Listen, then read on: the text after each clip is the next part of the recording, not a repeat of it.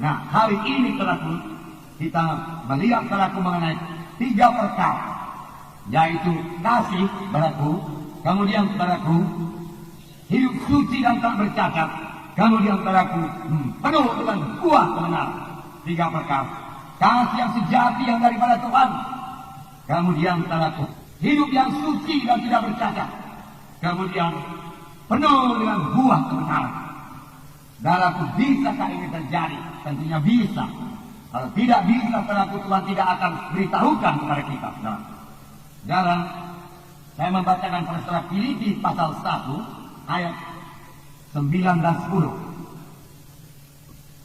Saya membacakan, dan inilah doaku. Jadi ini doa Paulus pada sidang Filipi. Semoga kasihmu makin melimpah dalam pengetahuan yang benar dan dalam segala macam pengertian.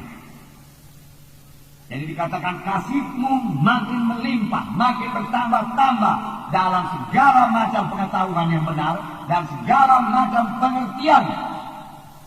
Kemudian ayat 10, sehingga kamu dapat memilih apa yang baik, supaya kamu suci dan tak bercacat menjelang hari Kristus, penuh dengan buah kebenaran yang dikerjakan oleh Yesus Kristus untuk memuliakan dan memuji Allah.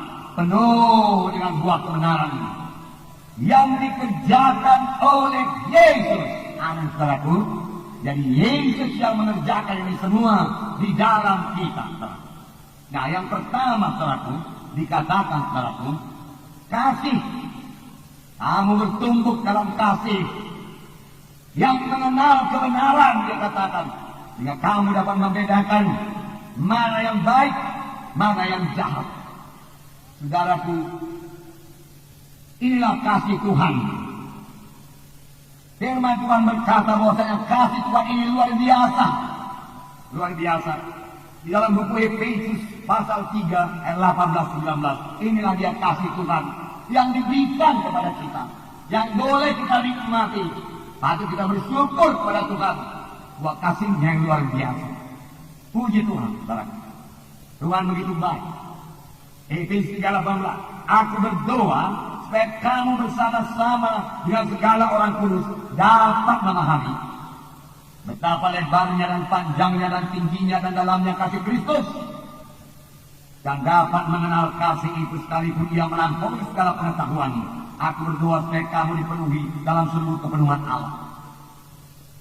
Paulus berdoa, biarlah kamu mengenal begitulah besarnya kasih Yesus, melebihi akalmu.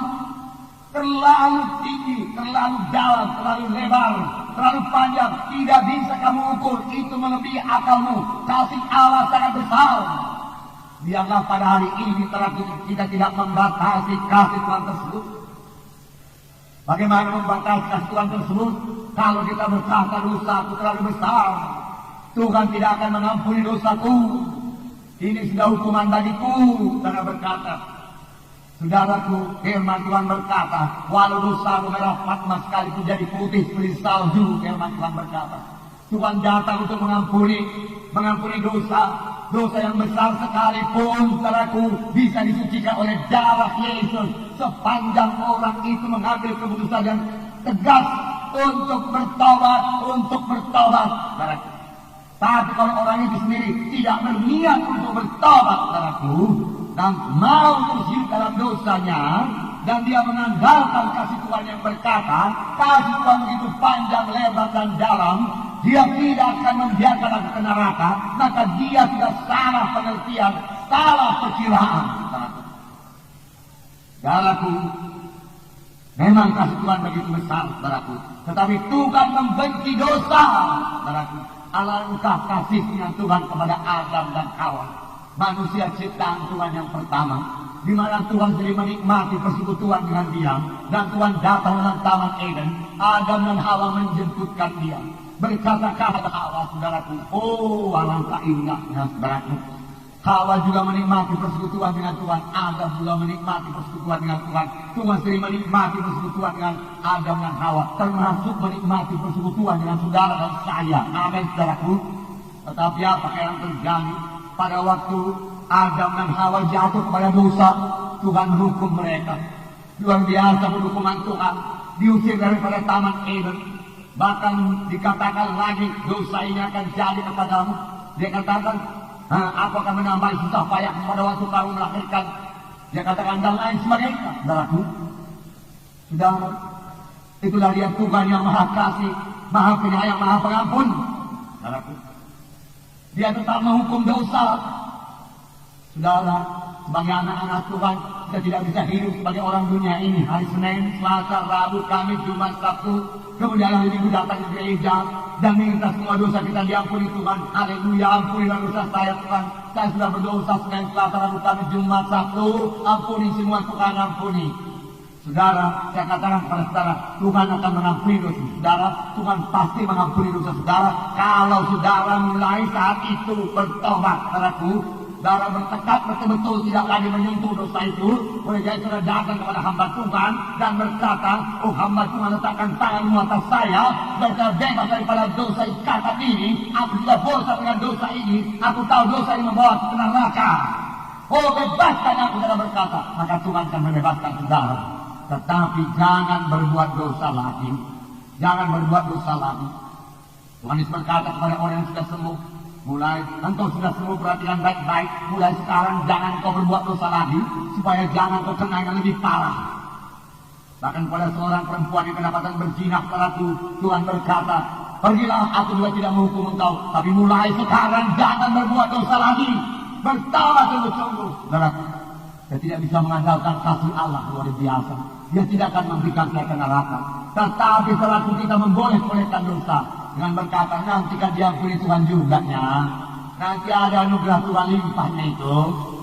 Inilah hari pertobatan, inilah hari keselamatan. Jangan tunggu besok, saudaraku. Jangan tunggu lebih baik lagi, saudaraku. Banyak orang kalau salah mengerti dengan kasih Tuhan. Nggak ada neraka, dia katakan. Bagaimana Tuhan yang begitu baik menciptakan neraka? Nyatanya sudah banyak orang ke neraka. Sodom dan Gomora dihancurkan Tuhan dengan api yang belerang karena dosa mereka, saudaraku. Walaupun Abraham sudah membela.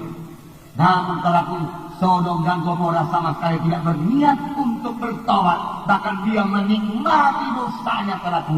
Dan sangat ingin melaksanakan dosanya itu, saudaraku. Tuhan harus menghukum dosa. Karena firman Tuhan berkata, hendaklah kamu kudus karena aku kudus. Amin, saudaraku. Jadi saudaraku, jangan salah mengerti kasih Tuhan yang luar biasa.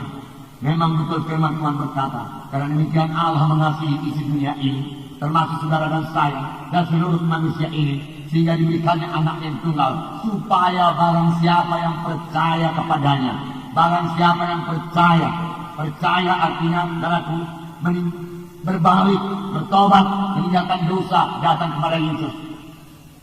Meninggalkan semua dosa, datang kepada Yesus, tidak binasa, mereka beroleh hidup yang kekal. Amin, saudara. Haleluya. Puji Tuhan, saudara.